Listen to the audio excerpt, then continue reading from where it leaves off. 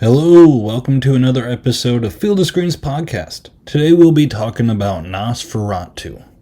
I was pretty excited to see this movie. Robert Eggers making Nosferatu, which is, it's almost the same storyline as Dracula. Those two go pretty much hand in hand. I haven't seen the old Nosferatu movie, but I always have known of him. He looks pretty metal, especially compared to Dracula. Dracula's usually the better looking one. Into seducing, I didn't think Count Orlok would be the one seducing, but there is seducing in this film. Let's just jump on into it. There's going to be spoilers, so if you haven't seen it and you want to before listening to me, feel free to come back. But yeah, we're going to jump right into spoilers in 3, 2, 1, here we go. So the very beginning, seeing the trailer, they were very conscious about not showing Count Orlok, which I was like, okay, we're probably going to get pretty far into this movie before we actually see the monster of the film, Count Orlok himself. But on the beginning of the film, we have our main character, Ellen, and Ellen is played by Johnny Depp's daughter, Lily Rose Depp. And let me tell you something. Ellen is a very lonely and horny girl. She's literally on her balcony calling out, saying, anyone, please, anyone, come after me, I'm lonely. And it's kind of like, oh, Ellen, you could have just went to a bar and you probably would have picked up someone a little more normal. But unfortunately, she draws the attention of Count Orlok. Now this scene, like I said again, I did not think we were going to see Count Orlok so soon, but, before we know it, Ellen's laying on her back, in the middle of a courtyard, and then she looks down and Count Orlok's right there, and he kind of does a hush, almost growls at the camera, and it's actually a pretty decent jump scare. It's probably the best jump scare throughout the whole movie. There's not a whole lot of them, so this one would certainly take the cake. I was like, oh, a pretty decent beginning there. So after this beginning, they kind of give us all the rest of the characters. We have Thomas, who Ellen is married to. We have Thomas's friend, Frederick, Frederick's wife, Anna. And then later down the road, we meet William Dafoe's character. Now, I will say all these characters, I enjoyed every one of them. There's not really a character that kind of grates on your nerves or anything. There's even a little weirdo character who's trying to serve Count Orlok. He's biting birds' heads off and doing weird stuff like that. Even he was pretty, he captures your attention. He's definitely interesting. But overall the characters, they're not bad. Most of the stuff they do is pretty rational, I would say. Besides Ellen calling out to supernatural forces in the very beginning. But hey, what can you do? The film's cast is pretty star-studded, I would say. You have Nicholas Hoult playing Thomas, Ellen's husband. You have, what's his name from Kick-Ass? Aaron Taylor Johnson, which he's been in a lot of other stuff, too. He was in the newish Godzilla movie that had Bryan Cranston in it. He's also in a couple other movies. Kraven the Hunter that just came out. I didn't see it, but good for him for getting another starring role. Bullet Train, which was a fantastic movie. He was in that. But in this film, this guy has some killer facial hair. Just watching it, the jealousy was growing by the minute every time he was on the screen. That should be his natural look. Of course, we have William Dafoe, and then we also have Bill Skarsgård, which Skarsgård knocked it out of the park. The way he talks as Count Orlok, it's a very low type way of talking, but you can just hear the phlegm in his voice. He worked with a voice coach to get his voice like that, and you can't even tell it's Bill Skarsgård. For him to play Pennywise the Clown and Count Orlok himself, they're two drastically different monsters, and he does fantastic with both of them, so kudos to him. So Thomas, he has to go, part of his job, he works with real estate basically. He had to go help sell houses, and they're like, hey, there's this house way out there, you got to go get this documentation, because someone wants to come buy a house, in this city. So he goes off on a little adventure. He runs into like a village of people. They like surround him and dance, which was a pretty wild scene. But then eventually he makes it to Count Orlok's house. And I will say before that, he kind of has like this wild dream where he goes with these hippies, and they like hunt down a vampire. And when they stab the vampire, like goo shoots out of its mouth, or like it pukes up blood. It's pretty awesome. Every time they stake a vampire, it's like, and like blood just shoots out. When Thomas finally gets to Count Orlok's house, and I say house, I mean this place is like a mansion or village. This place is gigantic. It's what you would picture Count Orlok living in, or Count Dracula, what they would live in. But he gets there, and it's probably one of the best scenes in the movie. It's just that dinner scene. Even when he meets Count Orlok, they're going up the stairs, and as soon as he turns the corner, Orlok kind of like disappears, almost like he teleports. And he does this a couple times. Like he walks to one side of the room, and then he like teleports to Thomas's shoulder, and he's like, "Would you like a drink?" and pours it. It's all pretty cool stuff, and you can just tell the room smells, and it's cold, and it doesn't look like it's fun to be there. Thomas does a very good job. I say Thomas, Nicholas Hoult. He does a very good job of just showing the fear the entire time he's around Count Orlok. So while Thomas is scared and nervous being around this decrepit, weird man with his skin peeling off of him, he accidentally cuts his hand or arm, and blood comes out. And as soon as this happens, it does this pretty cool close-up of Count Orlok's eye, and he's like, "Oh, be careful what you do." Thomas goes by the fireplace and eventually passes out. When he wakes up, he has like this little bite mark on his chest. And at that point, because they never actually got to the paperwork, Count Orlok's like, "Oh, within time." Like he just kept stalling and stalling. He's like, "Let's eat food. You need a drink." And then an accident happens, and then Thomas passes out. Now there's a bite mark. I think if I was Thomas, I probably just would have walked out at this point. I wouldn't have cared about the house. The job could fire me for all I care. Like, I literally just passed out, and this dude bit me.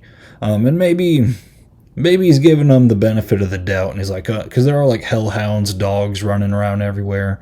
Maybe he thinks the dog did it. But still, he probably should have questioned a little more, which he kind of does. But Count Orlok's like, "Oh, we got to sign the papers to the house." So Thomas goes over, and he's like, "Whatever. Like, I need to get these papers signed and get out of here." And Count Orlok, while he's talking to him, he goes, "Oh, you have that little locket. What is that?" And he's like, "Oh, my wife gave it to me." And like it has a hair from Ellen. And of course, Count Orlok recognizes it. And once he does, Count Orlok pulls off this contract. And he's like, "Oh, this is signed in my native language." And Thomas is just like, "Oh, okay." I mean, you would think you would question it more. It just doesn't sound like a very business-savvy approach to be like, "Well, I don't understand a thing this contract says, but I guess I'll sign it so you can get the house." The house, by the way, is like right next to Thomas's that Count Orlok's going for. But yeah, I don't know. Maybe Thomas was under a trance, the old vampire trance. Maybe that could have been it. I don't know. Anyways, after Thomas signs the papers that he has no clue what's even said on them, he's like, "Well, I really should be getting out of here." And Count Orlok's like, "Nonsense. Like, you don't even feel good. Like, you shall stay another night." And Thomas is like, "What the heck, dude? Like, I'm not doing that. Where's my little locket that has my wife's hair in it?" But Count Orlok disappears. So Thomas gets all mad, and he starts going around this freaking palace, deserted, decrepit old palace, until he finds Count Orlok in his coffin, and he's like, "Oh, the hippie people staked that one vampire. I'll try it too." But Count Orlok, it doesn't happen. And Count Orlok corners him, and he decides to bite him again so he could drink more blood. And the way Count Orlok bites people in the chest, Dracula's for the neck, Orlok is for the chest, I guess. Whenever he bites them, he literally like crawls on top of them and like mounts them. And I'm just like, I don't know which one I would rather have, a vampire biting my neck or Orlok biting my chest. Like, both are very invasive. If they're biting your neck, they're probably breathing in your face and stuff. That's probably not cool. But I don't want to be mounted either. So it's, you lose either way, I guess. Speaking of mounting, never thought I would start a transition like that. But this movie is, again, very horny, like Ellen was in the beginning. I'm already talking about a girl calling out to supernatural spirits to take her. And Count Orlok's mounting our main character to bite his chest. But I mean, the sexualness of this film, I'm just putting this out here because I had a friend who took his grandma to see this movie. And it was a very awkward time for him. So, if you're like renting a movie out for the family, like maybe don't watch this one with the family. You got kids and stuff. Maybe wait till they go to bed. Or grandma and grandpa are over, or, your dad wants to watch a movie, or your mom, maybe not this one. Because his wife, Ellen, not Helen, while Thomas is on doing shenanigans with Count Orlok over at his palace, Ellen is getting possessed at night. She's like humping the air. She's moaning. And there's just a lot of sexual tension in this film. So that's just my warning for that too. I mean, here, let me paint a picture for you, okay? So later on in the movie, I've already talked about Ellen's all possessed. She's being weird. Sometimes she talks like a demon. Again, constant hip thrusting, lots of moaning. But there's a part to where Thomas finds his way back into the village, and they're piecing these things together one by one. But it gets to a point to where Ellen is telling Thomas, oh, I made a pact with him long ago. He's trying to come back for me. Like, this is why I'm getting possessed. Blah, blah, blah. And Thomas is like trying to talk to her, and they're having a very difficult time. And like she starts like moaning, and like she starts like slobbering, and like the saliva is like running down her chin, like very, very watery. It's gross. But while she's doing that, like she's like mocking him, calling him names, and he's like, I'm gonna leave here. And she's like, no, please. And she starts crawling on all fours going back to him, and she's like, I'll be good. And then she crawls up to him and places her face near his junk. And she says, Count Orlok, you could never satisfy me in bed like Count Orlok did. So to kind of prove her wrong, Thomas then pulls down his pants, and they start going at it. And while they're going at it, she's screaming, yes, show him our love, show him our love. It was pretty crazy. So yeah, don't watch this with grandma. While Thomas is gone, the character of Frederick, this is where Frederick and Anna, they kind of step in. They have the two kids. I find their characters very well done. Frederick is a man of science. Anytime vampires and demons are brought up, Frederick's like, oh, there must be another explanation. And even his wife Anna, she's like, oh, she needs her husband. That's why she's being like this. They always try to give reason as to why things are going on. And when things go down the line later in the film, like they have a lot of trouble comprehending it. Which is kind of like, they're almost kind of the foil to the actual problem. But in a real life scenario, I think it is a realistic approach to take. When someone's like, oh, like there's a demon that has this lady, like I think a lot of people will be like, nah, like there's probably something mental going on. And that's kind of Frederick's approach. But even despite this, he does take Ellen in, he tries to care for her. But eventually, like her shenanigans, her possessions, like it's just too much for him. And there's even a point, and like the demon's like doing this on purpose. Like Ellen is just like provoking Thomas or Frederick. And even Anna starts to act up at certain points, and he's like, my God, hysteria is being passed on to my wife.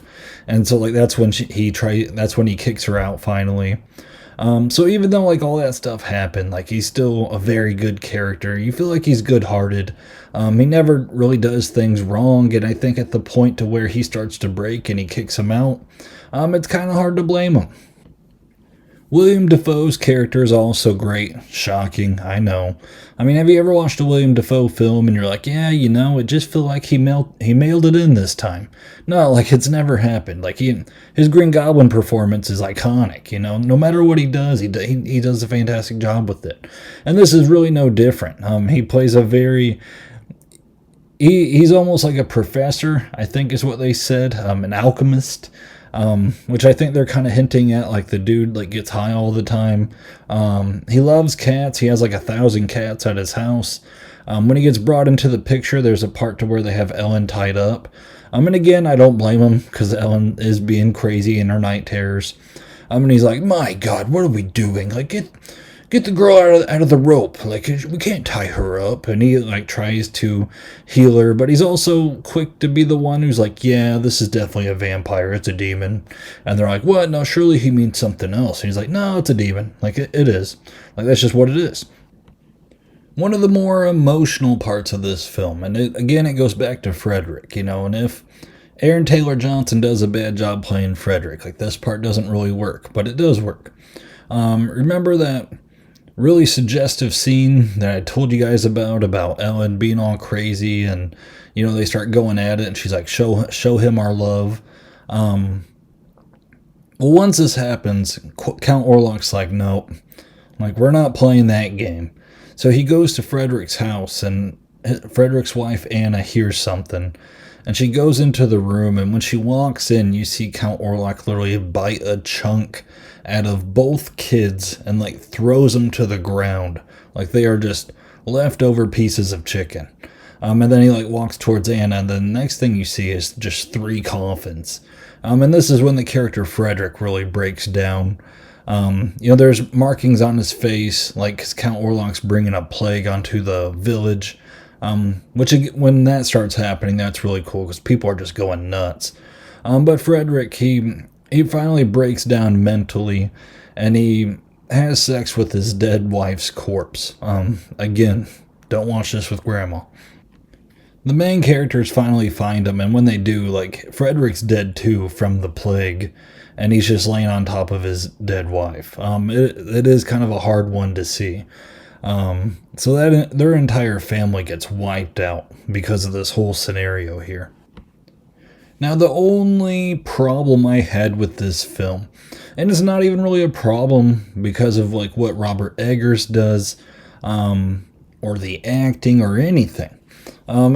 This film is very faithful to the original, and I guess like the whole story, the lore, is the only way you can kill Count Orlok is the person that he's in love with. He's trying to seduce Ellen Beck. He's trying to get her to pledge to him again, because I guess the first time it's been too long. I don't know, vampire courts, like, it expires, who knows. But he needs her to pledge herself to him. So Thomas is trying to stop Count Orlok. He's like, "We gotta put a stake in his heart." And William Dafoe's character is just like, "Oh, a great idea, Thomas. Like, let's run around the city and do that." But really, William Dafoe knows the true answer. Like, he knows the only way to kill him is that Ellen needs to distract him until the sun rises. And once the sun rises, that will cause Count Orlok to burn up. In my opinion, I don't want to call it lame, because it definitely wasn't. It looks really cool when the sun comes up and you see Count Orlok look out towards the sun, like knowing that he was beat, and you just see like blood leaking out of his face. Like, it looks gnarly. The ending scene is just like insane. Like, it's Count Orlok's dead body just like peeled everywhere, like turning to liquid on top of Ellen, and Ellen's like dying while Thomas is walking in. It's metal as can be. But here's the thing in my head. Count Orlok's been teleporting this entire movie. So while Ellen's like distracting him, because what she does, she's like, "I pledge myself to you," and then they start having sex. And while they do, like, then she basically like distracts him until the sun comes up. He's like starts biting her chest, and she's like, "Oh, do it more," and he does, and then he looks up, the sun's coming up, he dies. And in my head, I'm like, man, he's teleported this entire movie. So when she's like distracting him and stuff, and he glances up and that sun is there, why can't he just teleport right there, right back to his coffin? Even if he's damaged. Like, I feel like that is in his repertoire of powers. I butchered that word. That was just the one thing where I was like, I don't know. Like, I feel like it almost would have been better if, like, Thomas, like, staked him while he was on top of Ellen or something like that. I feel like that would have been the better way to end it. But again, they're staying faithful to the original, and I can't really fault them on that. Like, I am being very nitpicky here with this. But, like, while this whole thing was going on, I'm just like, he should have teleported. I feel like he should have teleported. But it's just me looking for a problem. So if I have one, that would be it. I'm just like, I don't know if that would have actually worked. But it did. So that's that. So overall, I enjoyed the movie. There were some complaints I heard about before I watched it. One, people said it was too boring. I didn't feel it was that boring. I felt pretty entertained throughout the whole thing. From the beginning, mostly to the end. There was one time where I went to check my phone, and there was 15 minutes left in the film. And I'm like, oh, we're about to wrap up here. That's crazy. If anything, I don't want to say the ending was right. The ending was fine. I am nitpicking the ending too hard. Besides him not teleporting, that's my one nitpick. If there's a reason why he can't teleport, tell me in the comments, because I'm being a Scrooge here. But overall, the film's beautiful. It looks beautiful. It's made by Robert Eggers, so that should be no surprise. I don't think anyone rolled into this film and they're like, "Wow, I thought it was going to look crappy." Nah, Robert Eggers does a great job of taking that grainy look, but making it all look beautiful. And there's scenes where it's like snowing and stuff. It just looks awesome. I love the atmosphere of it all. There's that shot with the hand going over the city. You can't beat that stuff. So the film looks great. There are some people that complained about the dialogue. A lot of the dialogue they took from the original. And it's a movie that takes place in Germany and they all have British accents. So if you want to pick on that, sure. But like they do speak in kind of the old school English. So, if you're looking for a movie where they're going, dude, it's totally a vampire. Like, this isn't that movie. And you probably should have known better because it's made by Robert Eggers. If you watch The Witch, it's kind of the same thing. So, if that's going to be your gripe or nitpick, that you should probably know better again. Another thing I kind of thought about just watching this film, I feel like whenever you get a girlfriend, you kind of learn of the girlfriend's, like, exes. And sometimes I feel like it's natural as people, when you meet your spouse or your girlfriend or boyfriend's ex, you're kind of like, ooh, if they're dating a rough crowd, you're like, oh, what does that make me? I don't know if anyone else has had those thoughts, but I wonder what Thomas thought when he realized that Ellen's ex was Count Orlok. Was he looking in the mirror afterwards like, Jesus Christ, like, if that's what she's into, like, what do I look like? Am I a monster? I don't know. It's just like a little funny thought in my head. Sometimes you get subconscious. I wonder if Thomas did throughout this whole entire thing. Like, oh, yeah, her ex, he was something else. If there's a category I would put this film, I think I would put this film in kind of the same category as Peter Jackson's King Kong. You take a very old, famous story, and you revamp it, and you make it just look as nice as you can. Because I don't know if you guys remember Peter Jackson's King Kong, like that. The effects in that movie, like they look better than the King Kong movies coming out today. I don't know. That's just my opinion. There's emotion in that movie. I feel like there's not that much emotion in the recent King Kong stuff. I don't know. It's just me kind of nitpicking on recent King Kong. But, this movie's kind of same thing. Like, old story, brought back. It looks fantastic. The characters are great. There's emotional moments in this film. And if there's any handicap at all, it's probably just the handicap of staying faithful to the old material. So, if I had to place this, compare it to another film, that would probably be my comparison, even though they're drastically different films. And King Kong is a lot less horny than this one. So, yeah, if that was just my way of comparing, that would probably be the way. So again, very enjoyable film. I liked it a lot. I was entertained. And it surprised me because I heard about this being divisive. And I was like, oh man, if this movie sucks, like 2 hours and 15 minutes, that's a long time to be bored. But I wasn't. I enjoyed it a lot. So, that's just my opinion on the film. So, if you're still listening to this podcast, I greatly appreciate it. Feel free to comment what you thought. I haven't seen the old Nosferatu movie. Is that worth checking out? If it is, let me know, because I have not seen it. Is this movie just superior, or is the old one pretty good by itself? I mean, I would guess it's good by itself, but is it? You know what I mean. If you could, give this video a like, because it definitely helps getting out to other people. I know that seems weird, but that's just the way this works. So, this could get this episode out to other people, and I would greatly appreciate that. And again, thank you so much for listening. This was a fun movie to watch. I'm glad I did. So, until next time.